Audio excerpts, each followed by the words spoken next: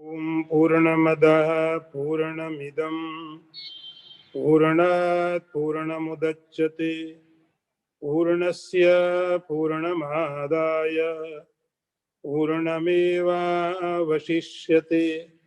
ओम शांति शांति शांति। शंकरं शंकराचार्यं केशवं वादरायणं सूत्र भाष्य कृतौ वंदे भगवन्तौ पुनः पुनः। ईश्वरो गुरुरात्मेति मूर्तिभेद विभागिने व्योमवद्व्याप्तदेहाय दक्षिणामूर्तये नमः। ओम शांति शांति शांति।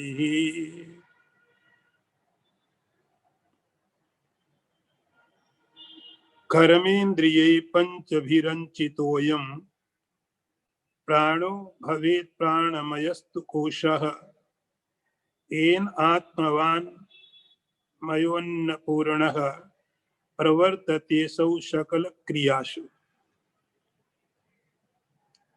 अर्थ देखिए,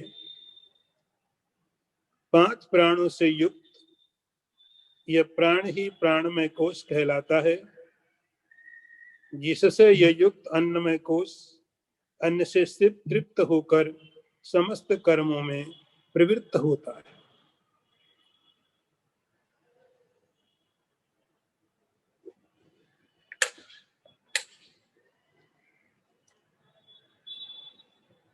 बहुत समय के बाद हम लोग फिर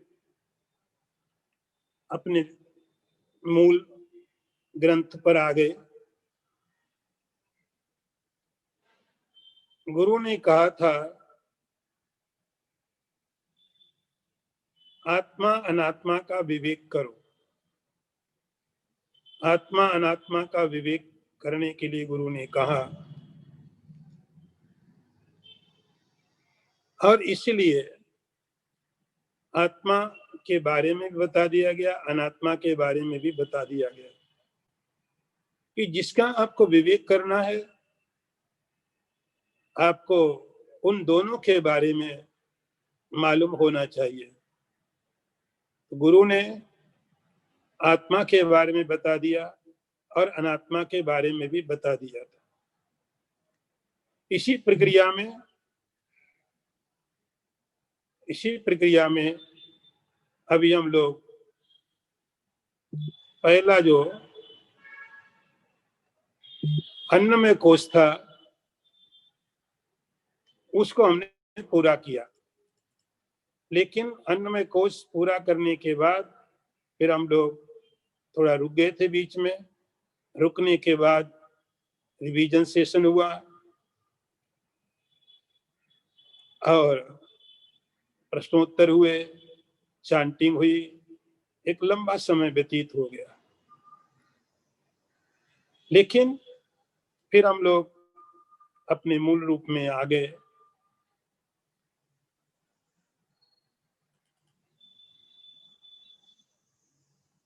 दूसरा जो कोश है, अन्नमय कोश का निरूपण करने के बाद, अन्नमय कोश को समझने के बाद जो दूसरा कोश है वो है प्राणमय।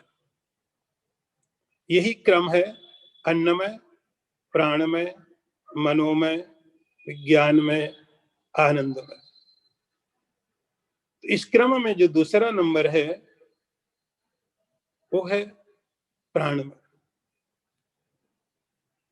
अन्नमय कोश सभी लोग समझ लेते हैं, थोड़ा आसान है, लेकिन ये प्राणमय कोश थोड़ा और गहरा है। ये प्राणमय कोश है क्या? प्राणमय कोश की जो परिभाषा है, कर्मेन्द्रिय पंचभिरंचितोयम प्राणः। केवल प्राणमय कोश नहीं होता है। केवल प्राण यदि होता है तो वह प्राणमय कोश नहीं होता है। उस प्राण के साथ में 5 कर्मेंद्रियों को जोड़ना पड़ता है।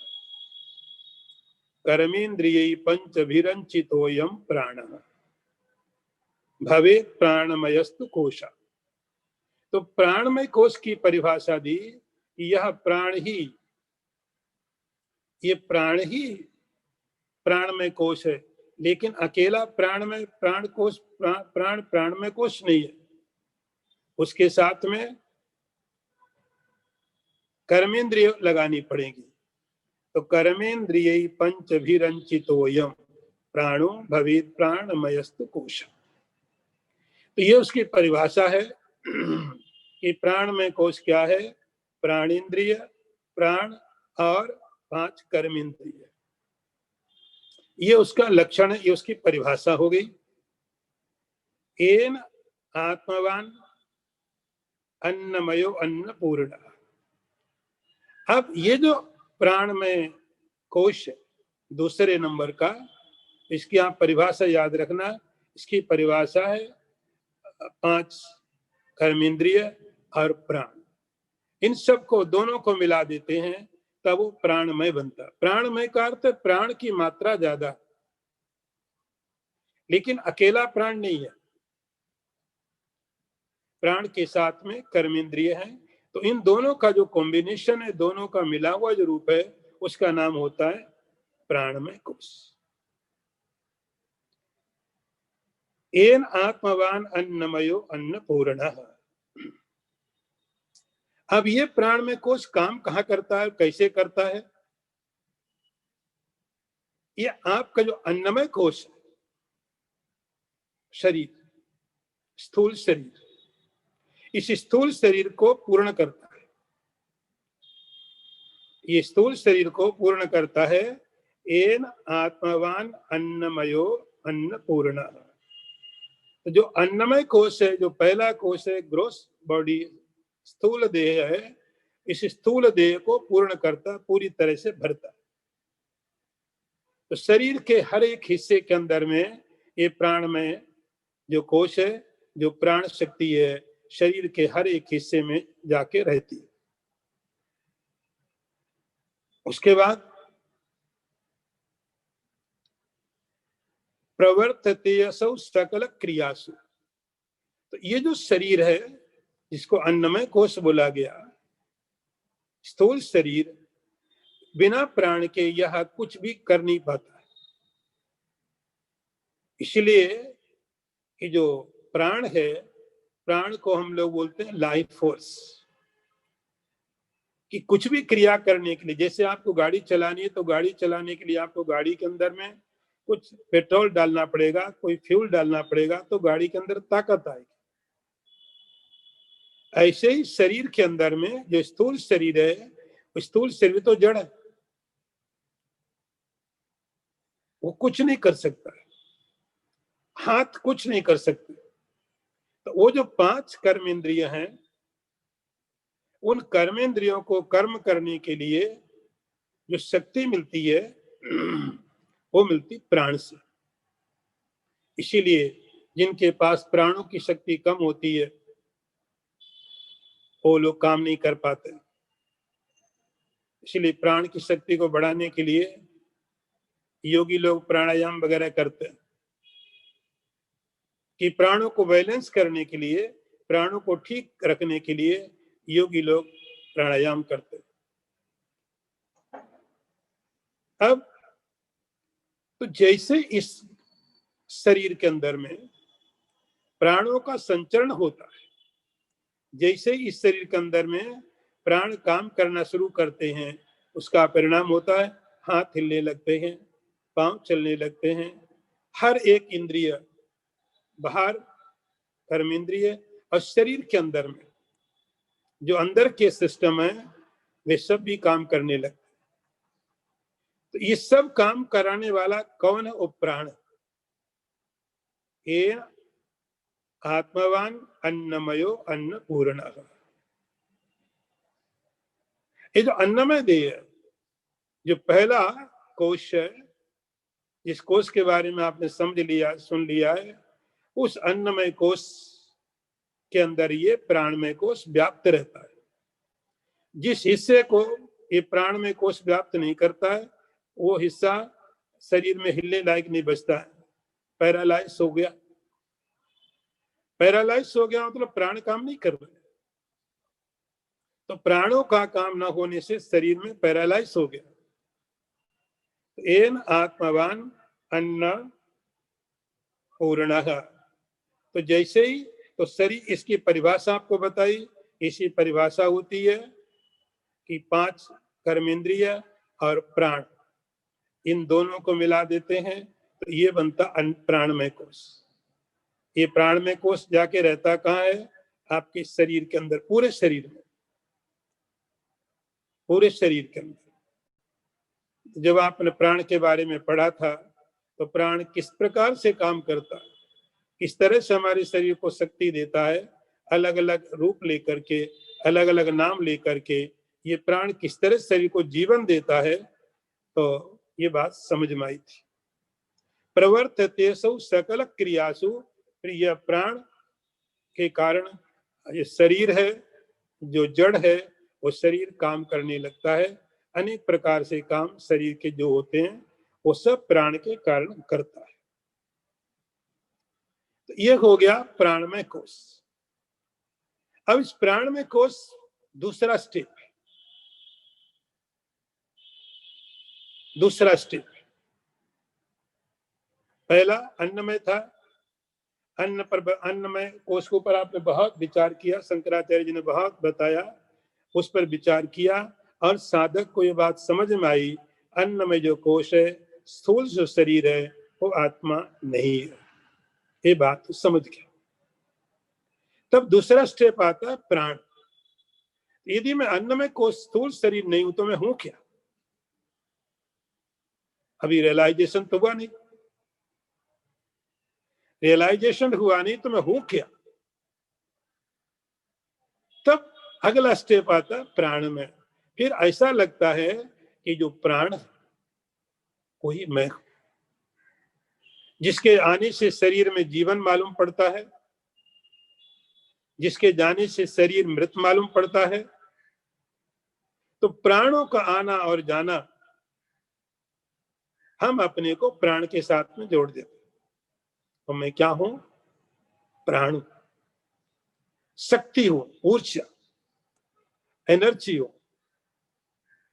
मैं पहले तो स्थूल शरीर के रूप में अपने को समझ रहा था, अब स्थूल शरीर से थोड़ा ऊपर उठे तो अपने को समझ लिया, थोड़ा सटल हो गया प्राण में। तो मैं शक्ति हूं, मेरे कारण शरीर चल रहा है, मेरे कारण हाथ हिल रहे हैं, मेरे कारण पांव चल रहे हैं।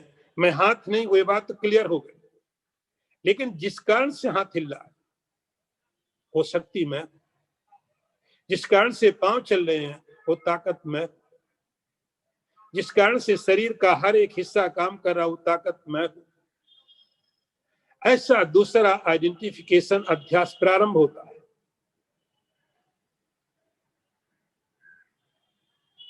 ऐसा मैं करता हूं, क्योंकि करने वाला। तो प्राण और साथ में कर्मेंद्रिय, इन दोनों के साथ में जब तादात्म्य होता है, इन दोनों के साथ आइडेंटिफिकेशन है, ये दूसरा कोश आता है, दूसरा पड़ाव है। इस दूसरे पड़ाव में आकर के साधक को बहुत टाइम लगता है, क्योंकि थोड़ा सटल हो गया है, थोड़ा डीप हो गया है। ग्रॉस बॉडी को शरीर नहीं समझने के पीछे बहुत कारण है, बहुत प्रकट कारण है, लेकिन ये थोड़ा सटल हो गया, यहाँ पर आकर के वो थोड़ा स्टक हो जाता है, थोड़ा रुक जाता है। प्रवर्तते सौ, तो यहाँ पर जो आइडेंटिफिकेशन है, जो तादात्म्य होता वैसा होता है कि मैं क्या हूं? मैं एक तरह की एनर्जी, मेरे कारण हाथ हिल रहे हैं, मेरे कारण पांव चल रहे हैं, मेरे कारण वाणी बोल रही है। तो सब क्या मैं करता हूं, ऐसा तादात्म्य, ऐसी अहम बुद्धि होती है। पहले वाला बहुत स्पष्ट था, ये ऐसा बताया गया देह में आत्मबुद्धि। यहां पर आपको समझना पड़ेगा प्राण में आत्मबुद्धि। इन दोनों श्लोकों के बीच में आपको लिंक समझना पड़ेगा, यहाँ पर उन्होंने बताया नहीं है लेकिन आपको लिंक समझना पड़ेगा कि प्राण के अंदर में आत्मबुद्धि, मैं क्या हूं, ग्रोस बॉडी तो नहीं हूं लेकिन मैं हूं प्राण, एनर्जी, पावर, जिसके कारण शरीर चल रहा है, जिसके कारण हाथ हिल रहे हैं, सब क्रिया हो रही है। प्रवर्तते सकल क्रियासु, तो स्थूल शरीर के द्वारा जो काम करा रहा है वो मैं हूं। ऐसा दूसरा अध्यास है, दूसरा आइडेंटिफिकेशन दूसरे नंबर पर है, ये दूसरा कोश। अब अगला मंत्र देखिए, नैव नैव आत्मापि प्राणमयो वायु विकारो गंता अगंता वायु वद अंतर्बहिरेशः यस्मात् किंचित क्वापि न वेत्ति इष्टम अनिष्टम स्वं वान्यम वा किंचन नित्यम परतंत्रः। अर्थ देखिए, प्राण में कोश भी आत्मा नहीं है, क्योंकि यह वायु का विकार है, वायु के समान ही बाहर भीतर आने जाने वाला है और नित्य परतंत्र है, कभी अपना इष्ट अनिष्ट, अपना पराया कुछ भी नहीं जानता है।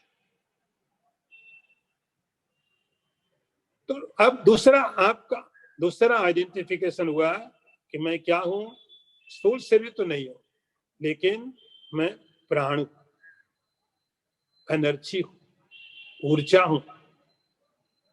ऐसा दूसरा भाव है,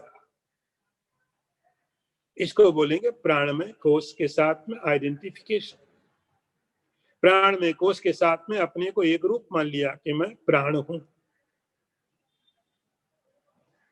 उसके लिए शंकराचार्य जी ने मंत्र कहा, नैव आत्मापि प्राणमय। यहां भी साधक को विचार करना पड़ेगा कि मैं प्राणमय कोश नहीं हूं, मैं प्राण नहीं हूं। आपको अपनी तर्कें लगानी पड़ेंगी। साधक को अब मामला थोड़ा गंभीर है, थोड़ा डीप। मैं प्राणमय कोश भी नहीं, न एव आत्मा अपि प्राणमयो। ये जो प्राणमय कोश है, जो प्राण है या कि कर्मेंद्रिय है, ये भी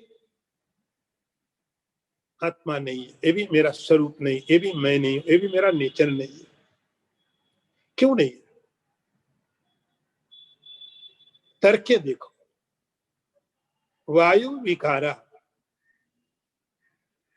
ये जो प्राण है वो प्राण है क्या? एक तरह का वायु, एयर। अब आप ये जानते हैं कि जो वायु है वहां से अलग होता है। आप वायु को एक्सपीरियंस करते, अनुभव करते हैं। हवा गर्म चल रही है, हवा ठंडी चल रही है, हवा धीरे चल रही है, हवा तेजी से चल रही है। तो आप अलग हैं और जो वायु है वो अलग है, दोनों अलग अलग है। आप एक्सपीरियंसर हो, आप देख रहे हो, आप अनुभव कर रहे हो कि वायु चल रही है। आप अनुभव कर रहे हो वायु आ रही है, वायु जा रही है, वायु ठंडी है, वायु गर्म है, वायु ईस्ट से आ रही, पश्चिम से आ रही, पूरब से आ रही, आप देख अनुभव कर रहे हो। इसका अर्थ आप अलग हो और वायु अलग है। आप वायु नहीं हो। तो जब आप वायु नहीं हो तो वायु का विकार, प्राण क्या, वायु का विकार। विकार मतलब उसी का एक हिस्सा, कि जब वो बाहर वायु होती है उस समय हम लोग उसको वायु बोलते हैं, और जब उसी का एक हिस्सा हमारे शरीर के अंदर जाता है तो हम उसका नाम प्राण दे देते हैं। प्राण क्या है? कि जब उस वायु का, जो वायु बाहर में सब जगह है, उस वायु का एक हिस्सा हमारे जो शरीर के अंदर जाता है उसका नाम पड़ता प्राण वायु, जिससे हमारे शरीर को एनर्जी मिलती, पावर मिलता। वायु विकारा, ये वायु का विकार है, तो वायु यदि मैं नहीं हूं तो मैं वायु का विकार कैसे हो सकता हूं? तो एक तर्क, एक लॉजिक तो ये हुआ कि मैं प्राण नहीं हूं, मेरा स्वरूप प्राण नहीं है, मैं एनर्जी रूप नहीं हूं, मैं ऊर्जा नहीं हूं, क्योंकि ये एक वायु का विकार है। जब मैं वायु ही नहीं हूं तो वायु का विकार कैसे हो जाऊंगा? दूसरा, गंता अगंता, ये वायु कैसा होता है? श्वास कभी अंदर जाती, कभी बाहर आती, ये तो श्वास का काम। अनुलोम विलोम आप लोग करते रहते हो, भस्त्रिका कपालभाति करते रहते हो, ये क्या है कि प्राण की प्रक्रिया को आप अपने ढंग से चलाने की कोशिश कर रहे हो। तो कभी श्वास आप अंदर लेते हो, कभी बाहर छोड़ते हो। गंता अगंता, प्राण आता है, प्राण जाता है, ये आत्मा कैसे हो सकता है? ये आपका स्वरूप कैसे हो सकता है? आने जाने वाला आपका स्वरूप नहीं हो सकता। प्राण का काम है कि प्राण आने का काम भी करता है, प्राण जाता भी है।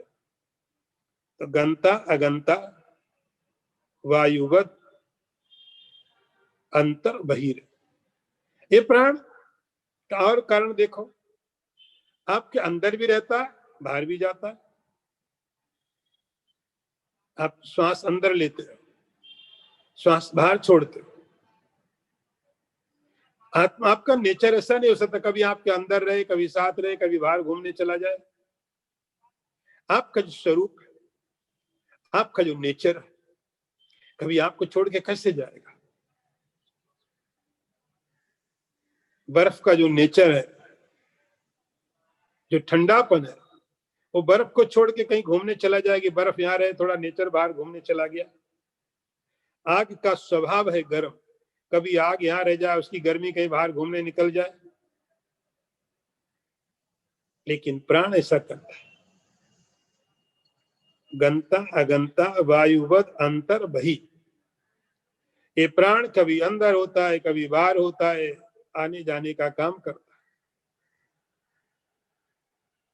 यस्मात् किंचित क्वापि न वेत्ति इष्टम अनिष्टम। और तर्क देखो, ये सब चीजें आप अप्लाई करिए, ये बहुत प्रैक्टिकल चीजें हैं, उपदेश नहीं है, ये करने को काम है, ये करने को काम है। साधक के लिए ये ड्यूटी है, ये करना है, इसके रिजल्ट हैं करने के बाद।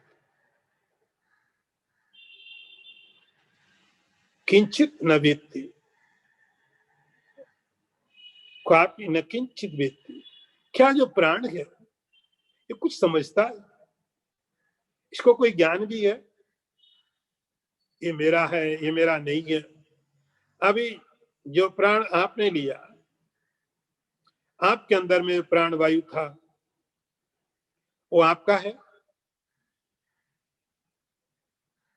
थोड़े समय मेरे अंदर में था, मैंने प्राण वायु को बाहर छोड़ा, वो बाहर के वायु में जाके मिल गया। उसी प्राण वायु को कोई दूसरा लेने लग गया। जिस वायु से मैं जी रहा था, उसी वायु के द्वारा अब कोई दूसरा व्यक्ति जीवन जी रहा है। उसने वायु छोड़ी, उसका प्राण बाहर निकला, वो हवा में मिल गया बाहर, थोड़े समय बाद मेरे अंदर आ गया। उस वायु का ना तो मैं अपना हूं, ना कोई दूसरा। कोई पर्टिकुलर वायु आपको नहीं फिक्स करके दी गई है। ये प्राण आपके लिए है, ये प्राण आपके शरीर के लिए है, कोई स्पेशल नहीं, सबके लिए है। यस्मात् किंचित न वेत्ति क्वापि न वेत्ति इष्टम अनिष्टम स्वयं व अन्यम व। किसी भी व्यक्ति को निश्चित करके प्राण वायु नहीं दी गई है, प्राण वायु आप लेके जाओ, ये पूरा जीवन तुम्हारे साथ ही रहेगी, ऐसा कुछ भी फिक्स नहीं है। सब शेयर करना पड़ता है। तो कोई भी प्राण वायु, कोई भी प्राण, कोई भी वायु आपका अपना पर्सनल नहीं है। आपने जिस वायु को लिया, आप जिस वायु से जीवन जिए हैं, उसी वायु के बाद आप जब छोड़ देते हो, दूसरा व्यक्ति उसी वायु से जीवन जी सकता है, और उसने अपना जीवन जीने के बाद छोड़ दिया वायु, आप ले सकते हैं। इसलिए इस वायु के लिए न कोई अपना है, न कोई पराया है। तो वायु आपका कोई स्वभाव नहीं है। सारी दुनिया में वायु भरी पड़ी है, आप उसमें थोड़ा लेते हो, छोड़ते हो, लेते हो, छोड़ते हो, लेते हो, छोड़ते हो। कभी हिमालय में होते हो, कभी समुद्र के किनारे होते हो, कभी पोल्यूशन में होते हो, कभी प्योर जगह में होते हो। तो वायु आपकी अपनी पर्सनल नहीं है, ना वो आपका हित समझती है, ना आपका हित समझती है। कि पोल्यूटेड वायु है और आप लेंगे तो आपको नुकसान करे, वायु को नहीं पता है। अच्छी वायु है तो आपके अंदर बहुत ज्यादा चली जाए, वायु को नहीं पता है। ये काम वायु का नहीं है। यस्मात् किंचित क्वापि न वेत्ति इष्टम अनिष्टम स्वम व अन्यम व किंचित नित्यम परतंत्र। एक और चीज देख लीजिए, ये वायु नित्य परतंत्र है। परतंत्र का अर्थ हुआ आपके अधीन। वायु स्वतंत्र नहीं है, जिसको प्राण वायु, मतलब यहाँ पर प्राण वायु की बात कर रहे हैं, प्राण में कोश की बात कर रहे हैं। तो ये प्राण में कोश परतंत्र है। आप कंट्रोल करते हो वायु को प्राणायाम के द्वारा। प्राणायाम के द्वारा आप क्या करने की कोशिश कर रहे हो? आप अपने प्राणों को नियमित करना चाहते हो, आप प्राणों को रेगुलेट करना चाहते हो। ऐसे प्राण चलने चाहिए, ऐसे प्राण चलने चाहिए। तो आपकी इच्छा क्या है? प्राण को कंट्रोल करने की। प्राण स्वतंत्र नहीं है, सिस्टम के हिसाब से चलेंगे, शरीर के हिसाब से चलेंगे, तो वो प्राण स्वतंत्र नहीं है। नित्यम परतंत्र। ये प्राण जो मनोमय कोश है, ध्यान रखना है बात, मनोमय कोश की हो रही है। जो मनोमय कोश है वो कैसा? परतंत्र। कर्म इंद्रिया उसका एक पार्ट है, आपके अधीन है। आप हिलाना चाहते हो तो हाथ हिलता है, आप चलना चाहते हो तो पांव चलते हैं। ऐसे ही प्राण, तो जो प्राण में कोश है वो कैसा? परतंत्र है, आपके अधीन है।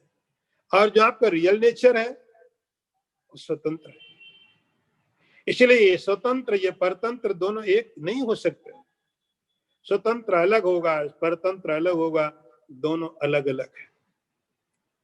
इस प्रकार से तर्क देखिए, शंकराचार्य जी ने ये बात बताई कि जो प्राणमय कोश है वो प्राणमय कोश आपका अपना स्वभाव नहीं है, आपका अपना नेचर नहीं है। तो जैसे आपने स्थूल शरीर के साथ किया, स्थूल शरीर को आपने अलग करके देख लिया, मैं ये नहीं हूं। ऐसे ही आप प्राणमय कोश के साथ में भी ये सब तर्कें लगाइए, ये सब लॉजिक लगाइए, और आपको मालूम पड़ेगा कि प्राणमय कोश भी आप नहीं है। यहाँ प्राणमय कोश पर इतने विचार किया गया है। अब हम लोग अगले मंत्र में चलते हैं। ज्ञानेन्द्रियाणि च मनश्च मनोमयः स्यात् कोशो मम अहम इति वस्तु विकल्प हेतु संज्ञादि भेद कलना कलितो बलीयांश तत्पूर्व कोश इमं पूर्यम विजृंभति यः। अर्थ देखिए, ज्ञानेन्द्रिय और मन, यह मनोमय कोश, यही मैं और मेरे का जो विकल्प है उसका हेतु होता है। जो नामादि भेद कलनाओं को से जाना जाता है, ये बड़ा बलवान है तथा पूर्व कोशों को व्याप्त करके स्थित रहता है। अब जो कोश में प्रवेश करते हैं ये बहुत महत्वपूर्ण है, इसलिए शंकराचार्य जिस पर बहुत विचार किया हुआ, बहुत विचार किया। मनोमय कोश, तो पहले तो आप इसकी सीधी सीधी डेफिनेशन समझ लीजिए, इसका स्वरूप समझ लीजिए कि मनोमय कोश होता क्या है। मनोमय कोश का अर्थ होता है ज्ञानेन्द्रियाणि च मनश्च मनोमय। मनोमय कोश की परिभाषा है, उसकी डेफिनेशन है कि मन और ज्ञानेन्द्रिय, मन और ज्ञानेन्द्रिय, इन दोनों को मिला देते तो बनता मनोमय कोश। पीछे वाले में आपने देखा था वहां क्या था, प्राण और कर्मेंद्रिय। तो प्राण का संबंध कर्मेंद्रिय के साथ होता है, प्राण का संबंध कर्म इंद्रियों के साथ। कर्म इंद्रियों को कर्म करने के लिए ताकत चाहिए। मनोमय कोश क्या है, ज्ञानेन्द्रियाणि च मनश्च मनोमयः। शंकराचार्य कहते हैं कि मनोमय कोश की परिभाषा है मन और ज्ञानेन्द्रिय, इनको मिला करके जो इकट्ठा होता है उसको बोलते हैं मनोमय कोश। मनोमयास्यात् कोशो, मनोमय कोश। अब ये मनोमय कोश, इसका इफेक्ट क्या होता है, इसका परिणाम तुरंत क्या होता है, मम अहमिति। बस इसका परिणाम होगा कि जैसे ही माइंड, मन और कर्म ज्ञान इंद्रिया मिल करके मनोमय कोश बनेगा तो तुरंत में दो चीजें पैदा हो जाएंगी। अंदर में हो जाएगा अहम, अहम इति आईनेस, और बाहर में हो जाएगा मम इति मेरा, बाहर में पैदा हो जाएगा मेरा, अहम ममेति, मैं और मेरा। तो मन के कारण और ज्ञान इंद्रियों का परिणाम क्या होगा, मनोमय कोश का पहला काम हुआ, उसने क्या किया कि अंदर में मैं आईनेस, और बाहर में क्या कर दिया, मेरा, ये मेरा, ये मेरा, मेरा मेरा मेरा। तो मैं और मेरा, आईनेस एंड माइनेस, ये दोनों की दोनों चीजें तुरंत निकलती है इस मनोमय कोश के कारण। मनोमय कोश का पहला परिणाम वस्तु विकल्प हेतु संज्ञादि भेद कलना कलितो बलियांस। उसके बाद अब जो पदार्थ, जो ऑब्जेक्ट है, जो विषय है, उन विषयों के अंदर में भेद पैदा होता है मन के कारण। मन के कारण उन पदार्थों के अंदर में भेद पैदा होता है। भेद का तो वैरायटी हो जाती है, एक ही चीज बहुत तरह से हो जाती है। संज्ञादि भेद कलना, कैसे, थोड़ा समझने की कोशिश करिए आप इसको। अपने किसी, तो आप ध्यान रखना, आप मन की बात नहीं कर रहे हैं, आप मनोमय कोश की बात कर रहे हैं। जैसे पहले में प्राण की बात नहीं कर रहे थे, प्राण में कोश की बात कर रहे थे, यहाँ मन की बात नहीं कर रहे, मनोमय कोश। मनोमय कोश में क्या है, मन और साथ में ज्ञानेंद्रिय। सामने आपने चेयर देखा, एक चेयर, गुलाब का फूल है, बिल्डिंग है, कोई पेड़ है, आपने किसी ऑब्जेक्ट को देखा या कोई साउंड सुना, कोई टेस्ट लिया। यदि मैं ऐसा एग्जांपल दूं, एक खाने पीने वाला पापड़ का, पापड़। ये पापड़ क्या है कि जब आप उसको खाते हैं, इतना लंबा चौड़ा है, आप उसको देख भी रहे हैं, कलर कैसा है इसका, आंख उसके कलर की रिपोर्ट करती है। आप जब उसको खा रहे हैं तो आपकी जीभ उसका टेस्ट भी बताती, बहुत तीखा है या बहुत अच्छा है, बहुत खराब है, जो भी है। आंख देखने का, कलर का रिपोर्ट कर रही है, आपकी जीभ उसका टेस्ट बता रही है, आपने हाथ से पकड़ा हुआ है, आपके हाथ उसका स्पर्श बता रहे हैं कि ठीक से सिका कि नहीं सिका है।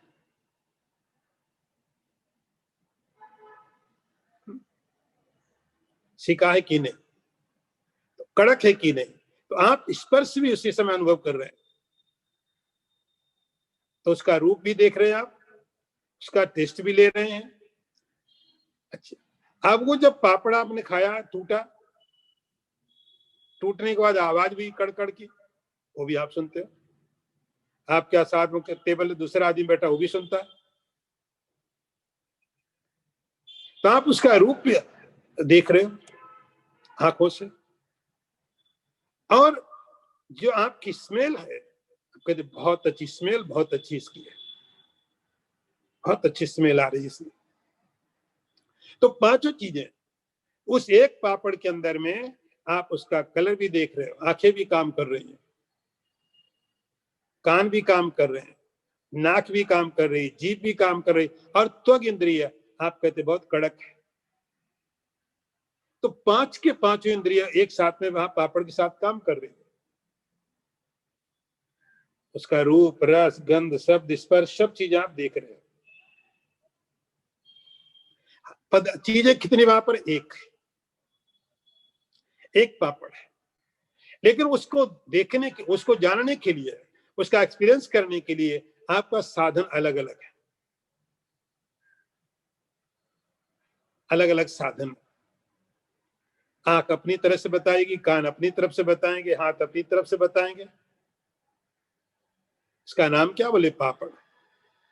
संज्ञादि भेद कलना कलितो, उस एक पदार्थ को आप बहुत प्रकार से जानते हैं, नाम दे दिया, आकार दे दिया, रूप दे दिया।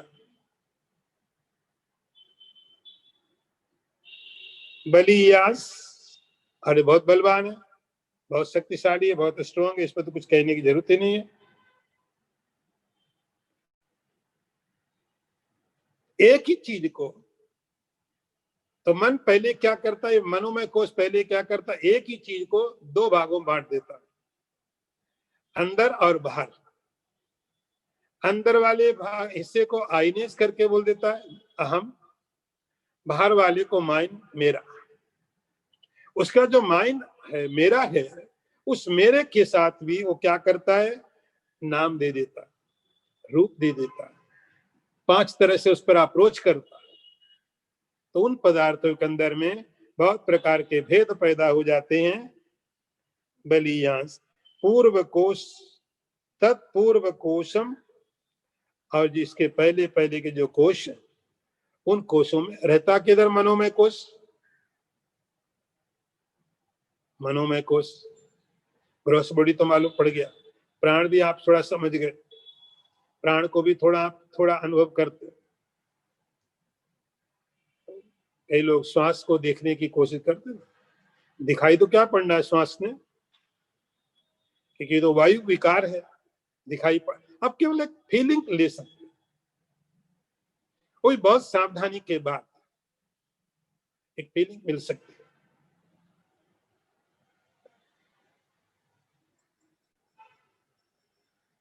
ये मनोमय कोश कहाँ है? कहते ये पहले वाले में ये व्याप्त है, पहले वाले में, शरीर के अंदर, प्राण के अंदर, ये मनोमय कोश एक एक कवर के नीचे नीचे दूसरे दूसरे कवर आते रहते हैं, और बहुत मजबूत है। अगला मंत्र देखिए, पंचेन्द्रिये पंचभिरे बहुत्रिभि प्रचीयमानो विषयाजिधारयः जाजुल्यमानो बहुवासनेन्द्रै मनो मयाग्निर्दहति प्रपंचम। अर्थ देखो, पंचेंद्रिय रूप 5 होताओं द्वारा विषय रूपी घृत की आहुतियों से बढ़ाया हुआ तथा नाना प्रकार की वासना रूप ईंधन से प्रज्वलित किया हुआ यह मनोमय कोश अग्नि सारे संसार को संतप्त कर रही है। अब इस मनोमय कोश पर शंकराचार्य ने बहुत विचार किया विस्तार पूर्वक, क्योंकि इसको समझना बहुत, ये बीच में आ गया, मिडवे। इसके 2 कोष पहले हैं, 2 कोष इसके बाद में। ये 5 कोषों में नंबर 3 बीच में। इस पर बहुत विचार किया। ये मनोमय कोष, एक उन्होंने उपमा दी यहां पर है, जैसे आप यज्ञ करते हो। यज्ञ करने के लिए क्या होता है? अग्नि चाहिए। जो वैदिक यज्ञ आदि करते हैं, जो वैदिक कर्मकांड है, रिचुअल्स हैं, तो यह अग्नि चाहिए। और हवन करने वाला चीज जो अग्नि में डाले कुछ, उसको बोलते हैं होता। होता तो आप गीता पढ़ते ना, ब्रह्मार्पणम ब्रह्म हवि ब्रह्माग्नौ ब्रह्मणाहुतम ब्रह्मैव तेन गंतव्यम। यहाँ जो मनोमय कोश है, उसको इसके साथ एक तुलना दी गई है। तो जैसे हवन जब होता है, यज्ञ जो होता है, उस यज्ञ में आहुति डालने वाले कोई लोग होते हैं, आचार्य लोग, पंडित लोग आहुति डालते हैं। यहाँ आहुति डालने वाले कौन है? पंचेंद्रिय ही पंचभी ही होत्रिभी। तो 5 जो ज्ञान इंद्रिय है, ये 5 ज्ञान इंद्रिय समझो, यहाँ पर 5 ये आहुति डालने वाले लोग हैं। ये 5 लोग आहुति डाल रहे हैं। आंख, नाक, कान, जीभ, त्वक, ये 5 ज्ञान इंद्रिय आहुति डाल रहे हैं। आहुति में क्या करते हैं आप? ये कुछ सामान उठाया, कहीं बाहर रखा था, और उठा करके आपने आग में डाल दिया, सुहा करके। बाहर घी रखा था, चावल रखे थे, आपने वहां से उठाए और आग में डाल दिया, आहुति हो गई। तेल आप डालने वाले हैं। इसी प्रकार से इस मनोमय कोश में आहुति डालने वाली कौन है? पंचेंद्रिय पंचभी होत्रिभी।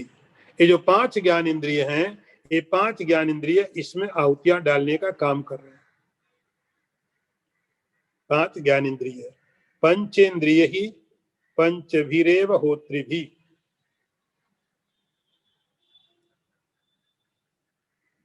अब आहुति क्या डालते हैं इसमें? इसमें आहुतियां क्या है? जैसे अग्नि में तो घी डालते हो आप, चावल है, जौ है, तिल है। यहां पर जो बाहर के ऑब्जेक्ट,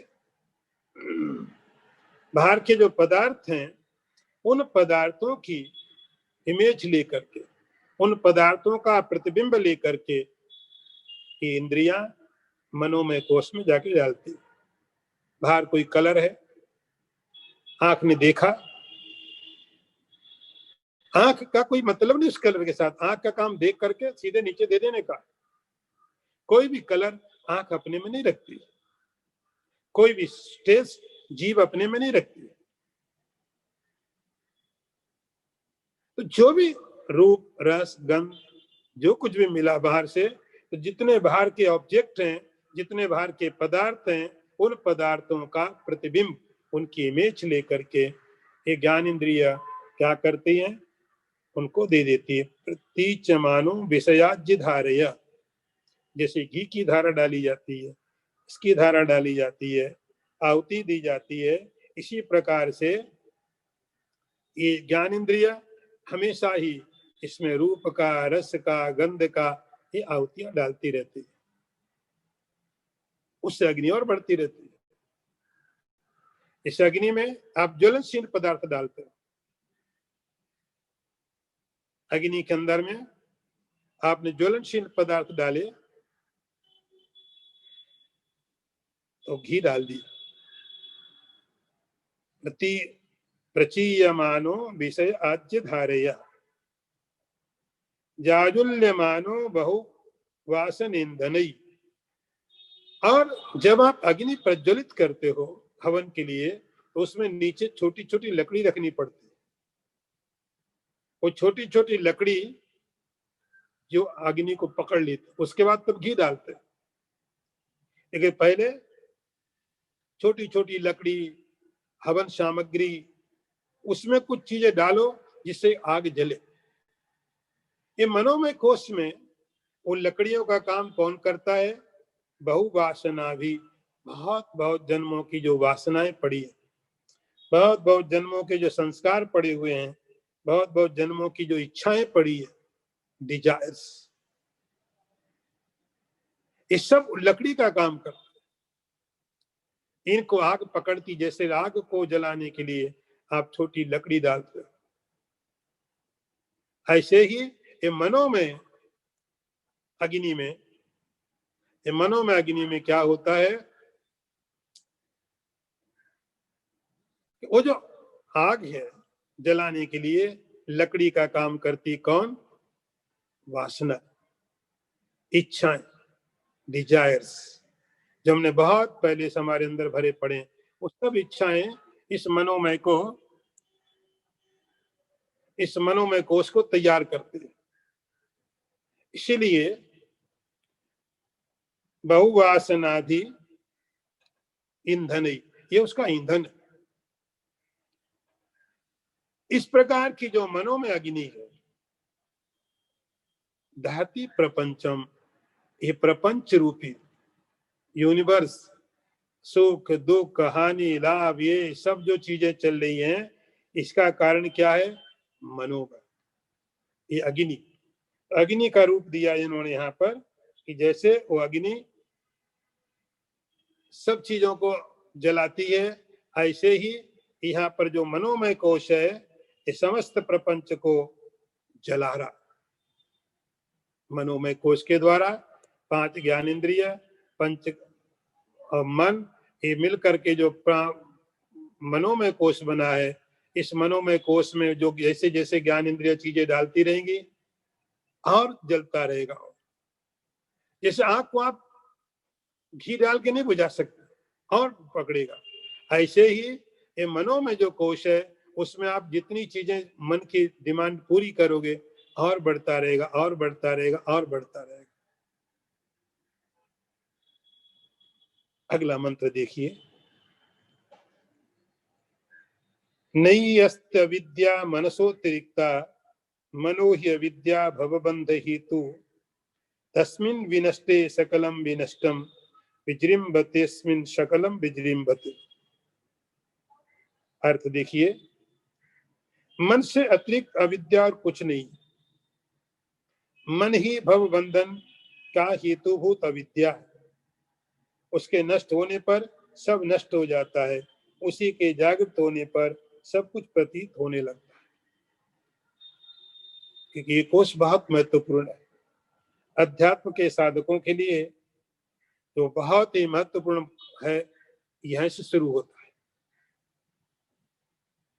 मन। शंकराचार्य जी कहते हैं, नास्ति अविद्या मनसोतिरिक्त। अविद्या, अज्ञान, इग्नोरेंस मन से अतिरिक्त कहीं नहीं है, उसकी और कोई सत्ता नहीं है, अपने को मन के द्वारा ही प्रकट करती है, मन के द्वारा ही उसका अस्तित्व है। मन अलग हो, अविद्या अलग हो, संभव नहीं है। नास्ति अविद्या मनसोतिरिक्त, कोई ऐसी शक्ति नहीं है जो मन से अतिरिक्त हो। मन ही अविद्या है, मनो ही अविद्या भवबंध हेतु। शंकराचार्य जी कहते हैं समस्त बंधनों का जो कारण है, जिसको आपने बोला इग्नोरेंस, अभी तक हम ये समझ के आ रहे हैं कि सब बंधन होते हैं, उसका मूल कारण है इग्नोरेंस, अविद्या, अज्ञान। यह ज्ञान प्रकट कैसे होता है? यह ज्ञान है कहां पर? यह ज्ञान मन में, मनोमय कोश में। मनोमय कोश में कहने को तो हम ज्ञानेंद्रियों को ज्ञानेंद्रिय कहते हैं, ये ज्ञान देती है, ज्ञान के प्रति कारण है, लेकिन अज्ञान के प्रति भी कारण है। अज्ञान के प्रति भी यही कारण, अविद्या के प्रति भी यही कारण है। मनो ही अविद्या भवबंध ही, तो मन ही अविद्या है, यही भवबंधन का कारण है। जितने भी सुख दुख, संसार, सृष्टि, जो कुछ भी है, आपके स्वरूप के अतिरिक्त जो कुछ भी है, उस सब के प्रति कारण क्या है? मन ही है। जैसे आप गहरी नींद में सो जाते, गहरी नींद में सोने के बाद डीप स्लीप में, सुषुप्ति की अवस्था में मन नहीं रहता है। ऐसा नहीं कि आपकी अविद्या नष्ट हो गई है, अविद्या है, आप ज्ञानी नहीं हो गए, आत्मज्ञानी नहीं हो गए, लेकिन कोई दुख नहीं है, कोई बंधन नहीं है, कोई लिमिट नहीं है, सब खत्म हो गया। सुषुप्ति की दशा में अज्ञान है, बंधन है, कुछ नहीं। वो अज्ञान जो सुषुप्ति में, वो किसी काम का नहीं है। उस अज्ञान के कारण आप दुखी नहीं होते, आप मिजरेबल नहीं, आप बंधन में नहीं हो सुषुप्ति में। क्यों नहीं हो? कि सुषुप्ति की अवस्था में मन होने के बाद में भी आप अविद्या में नहीं हो। मन नहीं होने के कारण अज्ञान है, लेकिन अज्ञान के परिणाम आप पर नहीं आ रहे हैं। क्यों नहीं आ रहे? क्योंकि मन नहीं है। तो मन के न रहने के कारण तस्मिन् विनष्टे सकलम विनष्टम। विनष्टम, यदि मन समाप्त हो गया तो थोड़े समय के लिए सही, सुषुप्ति में गए, थोड़े समय के लिए मन समाप्त हो गया, सब खत्म। समाधि में कोई योगी चला गया, थोड़े समय के लिए मन समाप्त हो गया, सब खत्म। कोई प्रपंच नहीं है, कोई दुख नहीं है, कोई बंधन नहीं है। तस्मिन् विनष्टे सकलम विनष्टम। मन के विनष्ट होने पर, मन के समाप्त होने पर सब चीजें सब समाप्त, पूरा यूनिवर्स खत्म, कुछ नहीं है। सुषुप्ति में कहां कुछ था? विजृंभतेस्मिन् सकलम विजृंभति। और जैसे ही ये जग जाता है, ये जैसे ही जग जाता है, मन अस्तित्व में आ जाता है, सकलम, सारा का सारा यूनिवर्स आके खड़ा हो जाता है। सब चीजें खड़ी हो जाती है, छोटी बड़ी, सुख दुख, हानि लाभ, मेरा तेरा, दुख, सब। विजृंभतेस्मिन्, जैसे मन जगा, सब जग जाता है। मन सोया, सब समाप्त।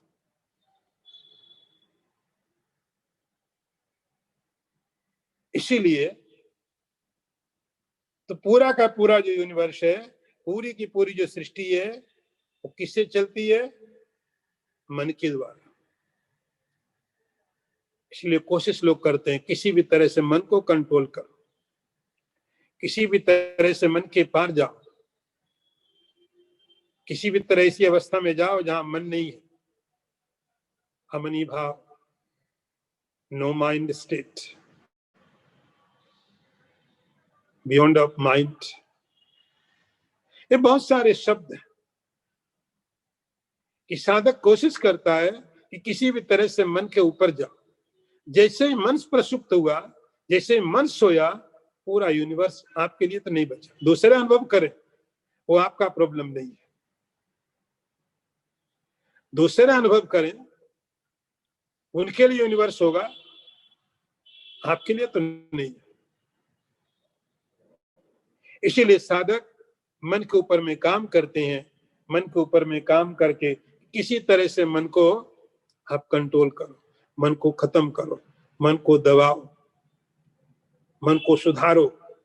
कुछ भी तरीके ले सकते हैं, लेकिन सारा झगड़ा मन के साथ, सारी चीजें मन के साथ। आप कंट्रोल करो, प्यूरिफाई करो, उसको समझाओ, सुधारो। तस्मिन विनष्टे सकलम विनष्टम। यदि मन खत्म हो गया, सब चीजें खत्म हो गई। सुसुप्ति का एग्जाम्पल दे रहा हूं मैं, क्योंकि इसका अनुभव सबको होता है, समाधि का अनुभव सबको नहीं है। सुसुप्ति का अनुभव हम रोज करते हैं। तो सुसुप्ति की अवस्था में अज्ञान है, लेकिन आप अज्ञान में नहीं है, क्योंकि मन नहीं है। जैसे ही सुसुप्ति से बाहर आप आए और मन अस्तित्व में आया, मन जगा, और जैसे ही मन जगा, सकलम विजृंभते, पूरा का पूरा यूनिवर्स आपके सामने खड़ा हो गया। सुख दुख हानि मेरा तेरा सब का सब आके मन के कारण यहाँ पर प्रकट हो जाता है। आज यहीं पर विराम लेते हैं। ओम पूर्णमदः पूर्णमिदं पूर्णात् पूर्णमुदच्यते पूर्णस्य पूर्णमादाय पूर्णमेवावशिष्यते। ओम शांति शांति शांतिः। शंकरं शंकराचार्यं केशवं वादरायणं सूत्रभाष्य कृतौ वंदे भगवन्तौ पुनः पुनः। ईश्वरो गुरुरात्मेति मूर्तिभेद विभागिने व्योमवद् व्याप्तदेहाय दक्षिणामूर्तये नमः। ओम शांति शांति शांति।